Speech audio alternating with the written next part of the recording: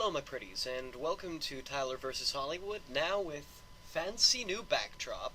Today we will be reviewing Hitman, Agent 47, a new movie based off of the popular Hitman game franchise. Now, the important thing to ask when discussing this movie is, why does it exist?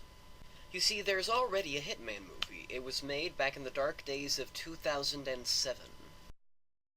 It was in fact terrible, and other than die-hard Hitman fans, nobody wanted to see that particular train get in a wreck twice. And thus the question, why does this movie exist?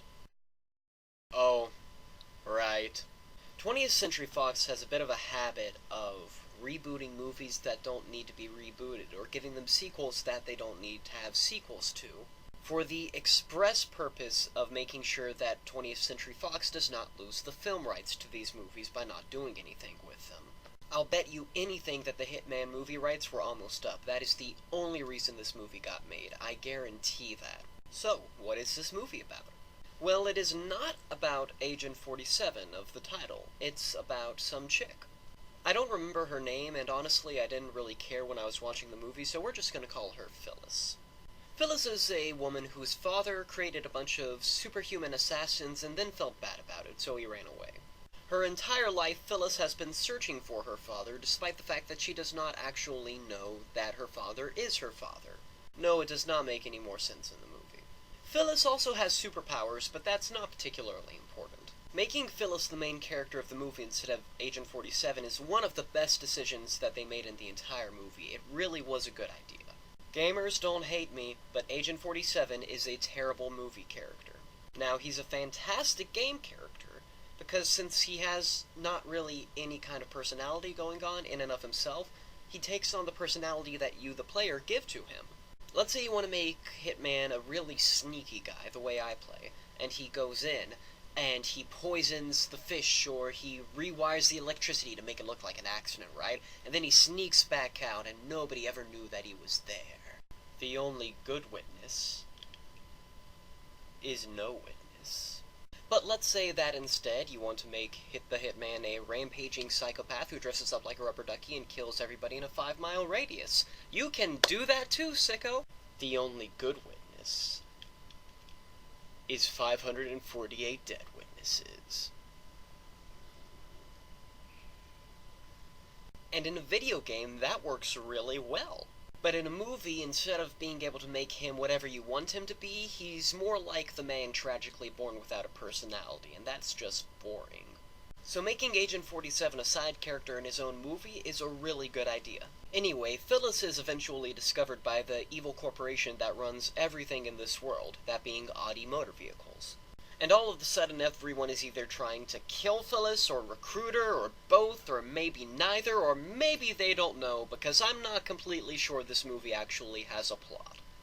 But while the movie may not have a plot, it does have characters. Characters who are very, very stupid.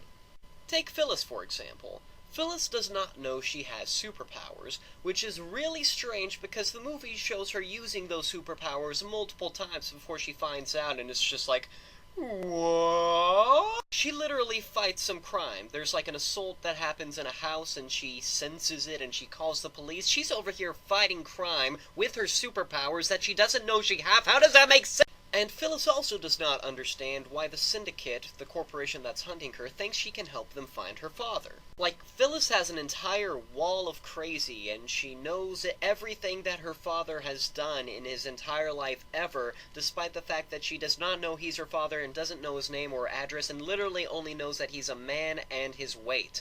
Somehow. I don't understand how she knows his weight. But no, she's just like, oh, why would they think I can help them find the person who I've been tracking for like 20 years now? What a conundrum. Or take the evil assassin John Bryan, who first says his name is John, and then says, no, my real name is actually Brian, and then they call him John for the rest of the movie. John Bryan is a super duper extra special awesome assassin, but he doesn't act like he's a super duper extra special awesome assassin until the audience finds out that he has superpowers and crap. He lets Agent 47 repeatedly beat him up, and even acts like he's dead once, just so that... reasons? Then we find out that he's basically invincible because he has titanium science crap under his skin, and he's just like, "Howdy ho, I was actually awesome the whole time, And it isn't like this is some kind of careful subterfuge or something like that. John Bryan repeatedly gets in the way of his own plans just so that the audience doesn't find out that he has super skin titanium crap. This movie is full of things like that either don't make sense or just aren't explained right or are just really, really stupid. But honestly, I liked this movie. It's stupid, but it's fun. And there's a good number of actually decent moments spread out through a few lines and all that, scattered throughout the movie. Now, to be fair, almost every good part of the movie was blatantly stolen from another vastly superior movie. Like when Agent 47 tells a guy that, "I'm not locked in here with you. You're locked in here with me." And I was just like, oh my god, that was really badass! When Rorschach said it in the comic book Watchmen in 1986. But if you don't mind the fact that pretty much everything good in this movie came from somewhere else, it's a decent little action flick. Bottom line is, don't go somewhere that charges for more than $5 a ticket, but if you're bored and you like violence, go see this movie. Thanks for watching Tyler vs. Hollywood, guys. If you liked this video, go ahead and hit the like button down there. And if you want to see more videos like this, then go ahead and hit the subscribe button. Now, if you'll excuse me, I'm going to go ahead and take down my set real quick. That was easy!